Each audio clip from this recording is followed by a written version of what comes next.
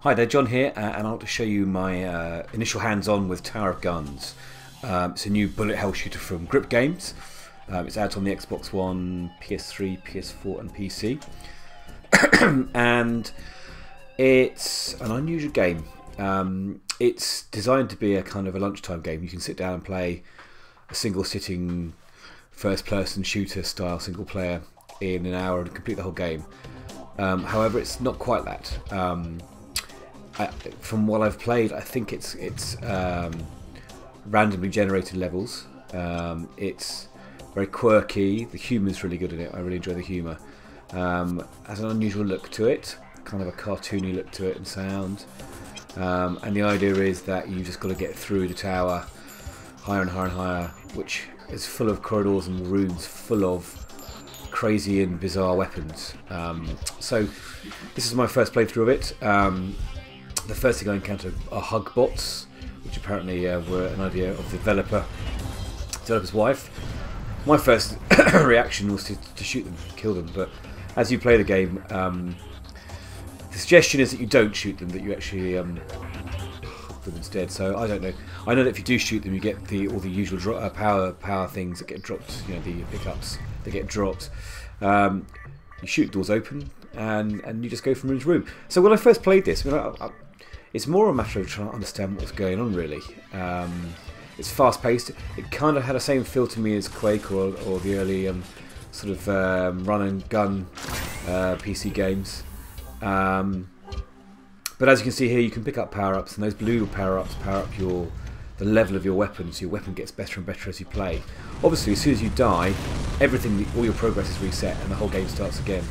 So it's kind of like a roguelike, except you don't get to keep any of your in-game progress. Although if you unlock weapons, which you saw at the beginning of this in that menu, you can then choose from the weapons that you've earned through the game. So that's quite interesting. And the first weapon I use is sort of a bit like the zero gravity gun from Half-Life 3, but with the buzzsaw blades. It's not actually a zero gravity gun, it just shoots out blades. I think it's called the pizza cutter or the pizza oven gun.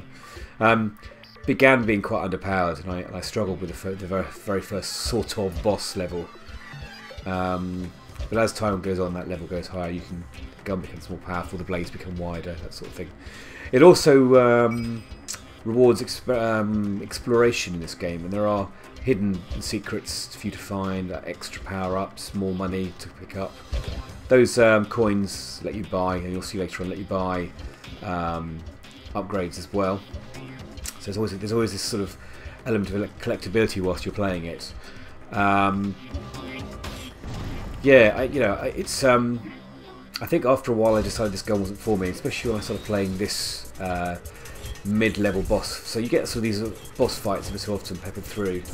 And you have to, again, because they're all fairly randomly generated, get away from the wall there, you've kind of got to figure out how to kill these bosses on the fly. And you can see as I shoot these turrets and turn to shoot more are generated. So it is a proper bullet hell here. It is like being in a sort of a shooter version of a horror film in some respects, like the Cube meets Event Horizon. But it's got a kind of a charm that I really enjoy, and the purity of the game, the way it's just run and shoot. The story is very limited to just the funny comments that you see at the beginning of each level. It is a really good snack first-person shooter in that respect. You can sit down for 10 minutes on your lunch break and play it, and then go, and it's great in that respect. You see these boxes here. If you walk through them, it speeds you up. You zoom through them. There are other boxes like jelly that slow you down and impede your progress. If I go through that, see, it speeds you off. And you can use those to your advantage or your disadvantage, which is quite cool. What else? Yeah, these spinning things, again, are annoying, but they drop lots of these little level up points for your gun.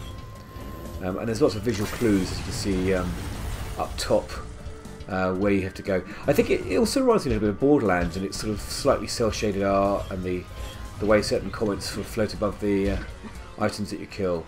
And I think it's got that to its advantage. I quite like that, the design style of this. It makes it run really quickly, really smoothly. Also, I guess this is to do with the way it's generated iteratively as well. Yeah,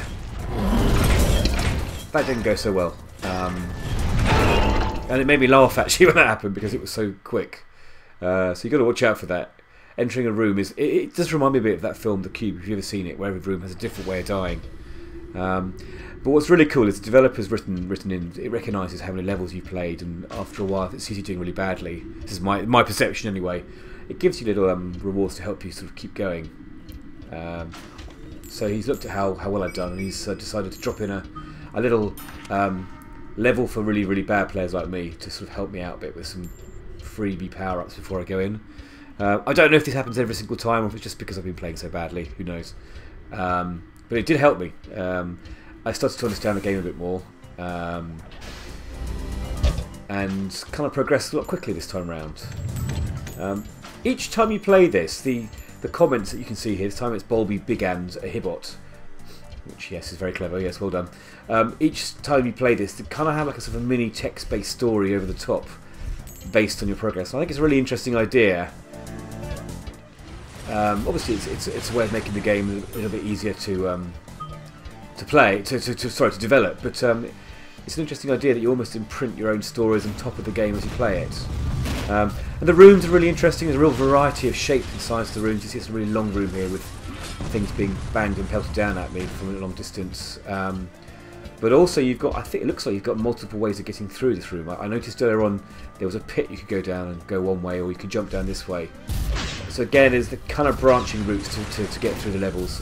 What I shouldn't be doing right now is going down, because it's a tower of guns. I should be going up, not down, but there you go. So I kind of, even though I have a double jump here, I decided to go down rather than up.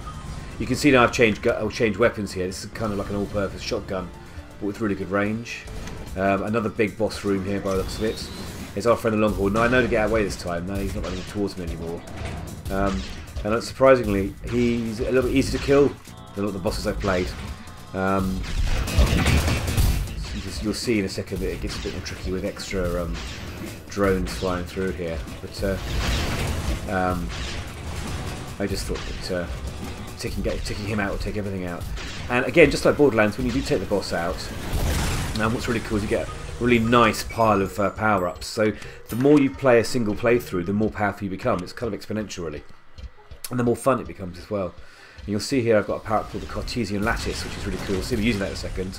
Which sort of sends like a there you go, a lattice of lasers away from me. It just wipes out everything in my path.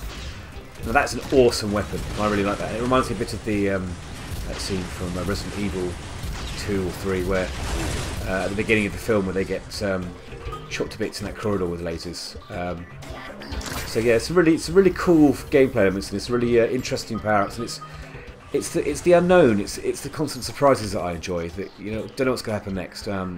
Here's a good example, by the way, of a power-up you can buy in game. So this is part of the level. You collect enough coins, and that little dome drops down, and you can power up a gun. Now, I don't know what Machine Unified means, but I'm sure I'll find out when I play the game. But here's another level, and what's really cool about this level is I was a bit scared to go into this big sort of yellow blob in the middle here. But I thought I'd give it a go and see what happens. And actually it's some sort of levitation field, and that is the way you get up through the level. So you have to kind of take out the guns whilst you're in this levitation field, but you can also pop out onto the shelves around you here and collect all the power-ups.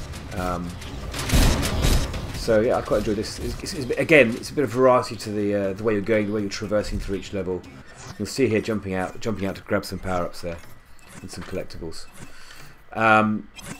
Okay, so I kind of got used to the gameplay by now, and so on this next level, I'm kind of getting to the top of the town now. You can see through the top of this bit here. There are some windows with like natural daylight shining through. I'll look through there. I can't see anything outside, but later on you can see more of the detail of the tower. There you go, through the windows. Just ahead of us there, you can see the tower outside. So it felt to me like in the sort of 15-20 minutes I got to this stage, it felt to me like I progressed quite high. I haven't yet played an entire run through to the top of the tower, but yeah, it's just really it's really pure and simple and enjoyable. And it's just because the pace is so well set, you're constantly shooting essentially. It's like the shooting set pieces in all first-person shooters, but constant. And it's kind of old school in its feel. You're quite slow when you move, you're quite floaty, which I think is again is kind of a homage to the older games that used to play on PC and the PlayStation consoles, the earlier PlayStation 1. But yeah, you know, it's a good. You know, I think some people might find this a bit of an acquired taste. I think if people are expecting a little bit more in the way of sort of interaction with the environment or a stronger narrative, might find this a little bit sort of frustrating. But for someone who just likes to have a 20-minute sort of play, shooty game, I guess my lattice that I've wasted. Whoops. It's just really good fun, and I quite enjoyed seeing how far I could get before I got taken out. You know, this level was great fun because again, you're investigating and trying to figure out what hurts you and what doesn't hurt you. I wasn't really sure about those domes. And you can see here now on the left here, there's 4 arrows. So I've got actually a quadruple jump now in the air, so I'm almost flying. And now even my jump height is increased. And I'm starting to think there's a reason why that power-up's there. There must be a reason why I have to be up in the air quite often. And you'll see in this boss fight here, being able to jump above these things is pretty handy. So that was, again, contextually relevant power-ups are quite handy. These were a bit weird because I didn't know where they're going to come out of the ground. I don't know whether me being on the ground brought them out, or if I stayed in the air they stayed away.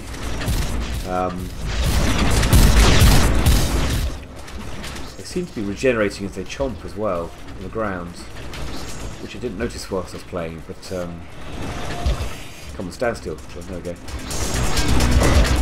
There we go. See, I'm shooting them, but as they chomp the ground there, the Chomp-a-Lot's health bars going back up again. So you get, again, that's a kind of variety on the boss mechanic there, which is quite cool. But I didn't figure out what I was playing, but now I'm watching this, obviously that's what's happening. So the aim here really is to get quite a lot of critical hits. To focus really on killing the Chomp-a-Lot and not the turrets that are flying around, which I do at the moment. You don't have any limitations on ammo here. You have unlimited ammo, which is quite cool as well. So it's to focus on the economy of keeping things safe as your power-ups, really. What I should have done really is keep my lattice power, Cartesian lattice, safe for this level. It's worth keeping your power-ups really for the boss fights. And I think I may have got so close here, taking this guy out. But you can see his power, his level, his health has bumped up again, which is frustrating. And that's it, done. Anyway, that's kind of a first look at it. I've tried to cover as much as possible in my first playthrough, but yeah, it's really good fun, and I like the stats you get at the end as well. So yeah, keep an eye out. Well, I might be showing you a bit more of this game. It's good fun.